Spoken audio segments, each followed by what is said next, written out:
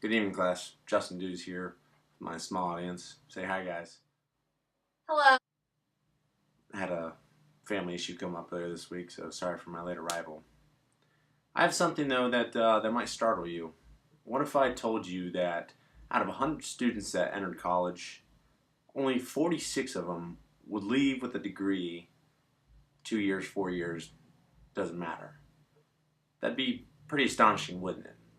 Well, there was a study back in 2010 by the Organization for Cooperation and Economic Development that's found the United States ranked dead last out of 18 countries for students who entered college to actually leave with a degree. That's uh, that's pretty astonishing. That's pretty scary when you think about it. If there's potentially 100 students watching this, over half of them wouldn't finish with a degree, would never leave with a degree. The big question I think there is why. Is it people not being able to deal with student debt? Is it family strife?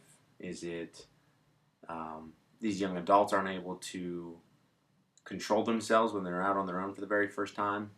I think it really does come down to maturity.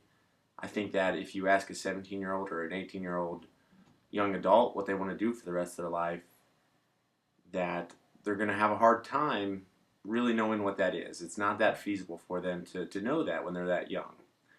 So tonight, I want to talk about some of the adversities, some of these challenges that face these young adults, and ways that America or our country, or any country for that matter, can incentive or provide an incentive for these kids to better themselves with public and community service, better their society, and then also reward them. So the problem here is that a lot of students are dropping out for various reasons. Like I said earlier, I think it comes down to maturity. You know, at 18, you can vote, you can drink, you can join the military, but, you don't get good car insurance rates, you don't get to drink until you're 21. So where does society draw that line of being mature? Um, that's another question.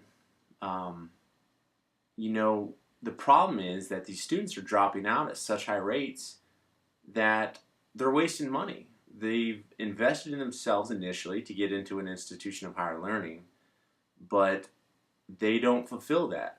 They don't fill that initiative that they first took, and they leave college without a degree. Of maybe they did retain some of that higher education, but at the end of the day, they don't have that piece of paper, that diploma that verifies that they went through that they have the backing of that institution.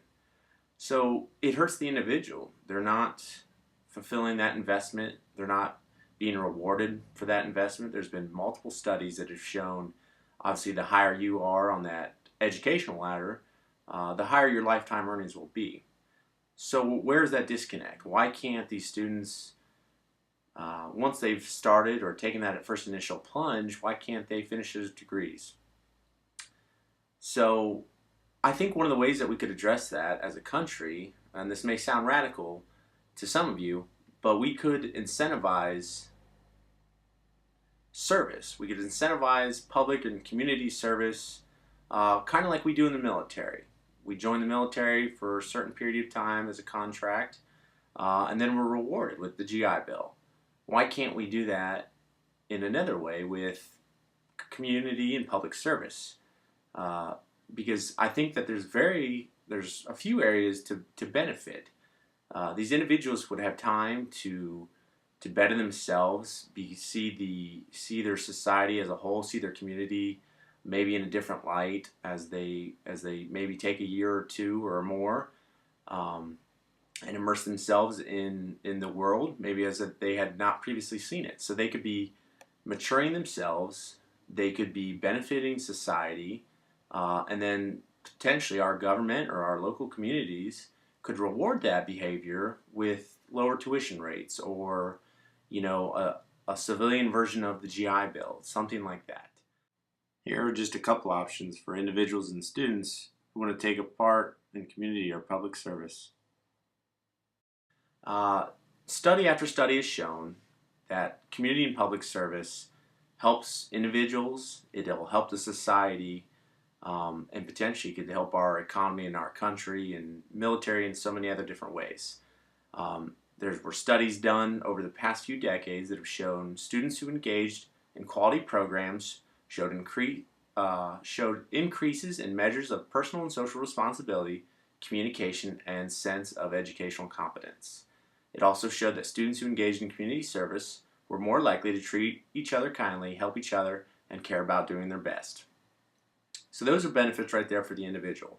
What about society that we talked about? Society said a study has shown that high school students who participated in community service are more likely to be engaged in community organization and to vote 15 years after their participation versus those who did not participate. So they're more actively engaged in their communities long after, 15 years after that initial community service or public service timeline. So I think that's interesting. There was another study done in 1997 that said over 80% of participants in high-quality community service programs felt that they had made a positive contribution to the community.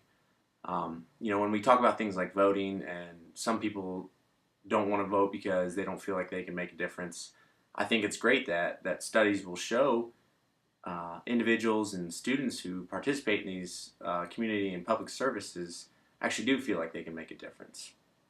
So I want you to visualize all these different benefits. We can benefit the individual, we can help them mature before they ever go to college. It lets them view the world maybe in a different way than they've ever seen. So the individual can benefit. Society, think of all the different types of community service and public service that's out there now. Habitat for Humanity, Peace Corps, the military, all these different types of community service or public service for that matter.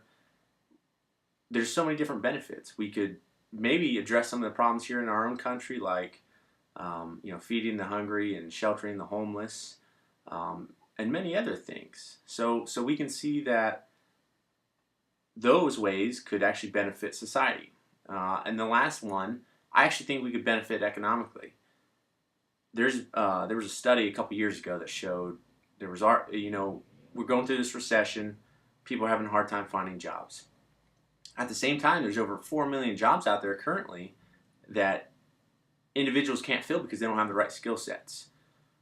So if we can reward individuals for their community and public service by lowering tuition rates or, helping them get accepted or any, various ways, and then aiding them as they complete their degrees and complete their teachings, and then they can potentially be trained up in all these skill sets that are desperately needed in our economy today. So, that may seem radical, and I'm not talking that once these kids graduate that each and every one of them gets signed up on a contract for 1 or 2 or 4 years. I think that there's so many different options out there that a lot of them could stay in their own community, sleep in their own beds, and just better themselves, better society, and then be rewarded with aid either to get into college or lower tuition rates, like I said.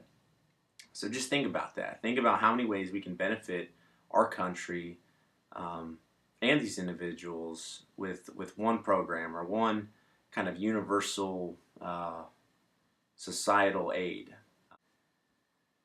So hopefully tonight I've piqued your guys' interest, showing you some of the problems that our youth is facing and some of the possible solutions or outcomes that we could adopt as a country or as local governments and even the federal government to reward individuals for public and community service, because as I've shown, everybody benefits. It's a win-win.